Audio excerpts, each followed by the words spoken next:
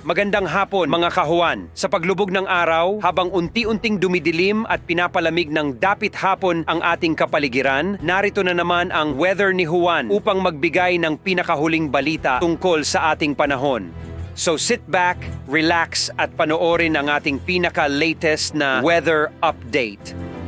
Patuloy pong epekto ng northeasterly wind flow o yung hangin galing po sa hilagang silangan dito po sa bahagi ng Northern Luzon kung saan nagdadala po ito ng mahina hanggang katamtaman ng mga pag-ulan.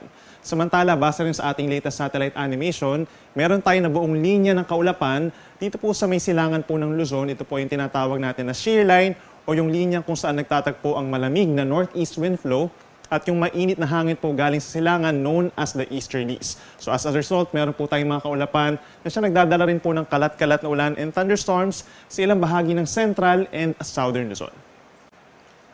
Sa ngayon po, wala tayong inaasahan na bagyo na papasok ng Philippine Area of Responsibility hanggang sa matapos ang weekend. At ito naman pong namataan natin na bagyo dito po sa pagitan ng Southern China and Vietnam ay naging isang tropical storm na with international name po na Sanba at patuloy na palayo sa ating kalupaan. Sa mga susunod na oras, asahan po ang mataas na tsansa ng pag-ulan dito po sa Quezon Province, Camarines Norte, Laguna, and Rizal dahil po dun sa shear line o yung linya kung saan nagtatagpo ang mainit at malamig na hangin.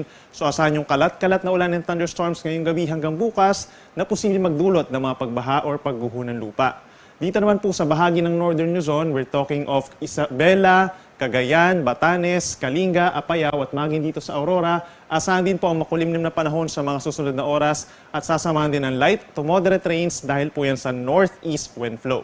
Dito naman sa natitirang bahagi po ng Luzon, kabilang po ang Metro Manila, asahan ngayong gabi ang bahagyang maulap hanggang maulap na kalangitan na sasamahan din ng mataas na tsansa ng mga pulupulong ulan, lalo na dito sa may natitirang bahagi ng Cordillera Region, Central Luzon, rest of Calabarzon at maging dito rin po sa may Mindoro Provinces and Marinduque.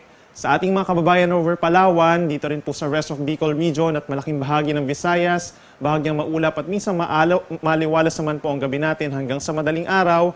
At dito sa Mindanao, meron din mga localized thunderstorms naman na mararanasan, nagtatagal ng 1 hanggang 2 oras, lalo na po dito sa may bahagi ng Zamboanga Peninsula, dito sa may Davao Region at Soc-Sargen.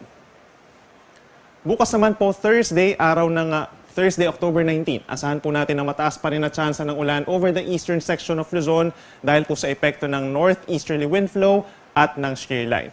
So yung shear line, pinaka-apektado pa rin po ang Quezon and Camarines Norte. So asahan po ang pamisa-misang mga pag-uulan at mga thunderstorms na posible pa rin magdulot ng mga pagbaha at pagguho ng lupa. Dito naman sa Aurora, paakyat ng halos buong Cagayan Valley plus Kalinga and Apayao. Asahan pa rin po ang makulimlim na panahon na sasama ng mahinang mga pag-ulan in general. Dulot po yan ng northeast wind flow. Habang sa natitirang bahagi pa rin po ng Luzon, kabilang ang Metro Manila, asahan pa rin po ang bahagyang maulap hanggang maulap na kalangitan. May tsansa na agad ng mga pag-ulan bago magtanghali in many areas of the western section of Luzon, kabilang po ang Metro Manila. Dito rin po sa may Cordillera Region and Ilocos Region as well as Central Luzon. At dito rin po sa may Calabarzon, Mindoro Provinces, asahan ng mataas ang tsansa ng mga pulupulong pag-ulan, tanghali hanggang gabi.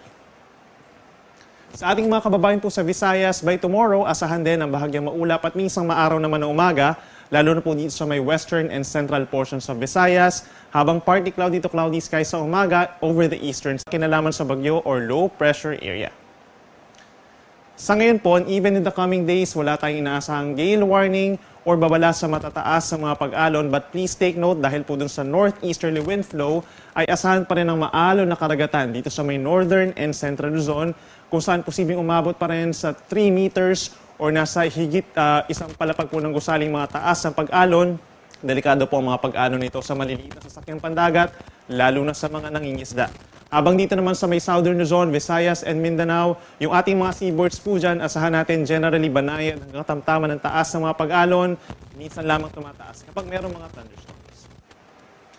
At sa susunod pa na 3 araw hanggang sa matapos ang weekend, asahan pa rin po ang pag-iral ng shear line dito sa may eastern section of Central and Southern Luzon, habang sa natitirang bahagi ng Central Luzon plus the entire Northern Luzon, makakaranas pa rin po ng northeasterly wind flow and hindi rin natin inaalis yung chance that by next week ay bumalik na or manumbalik na itong northeast monsoon or amihan season.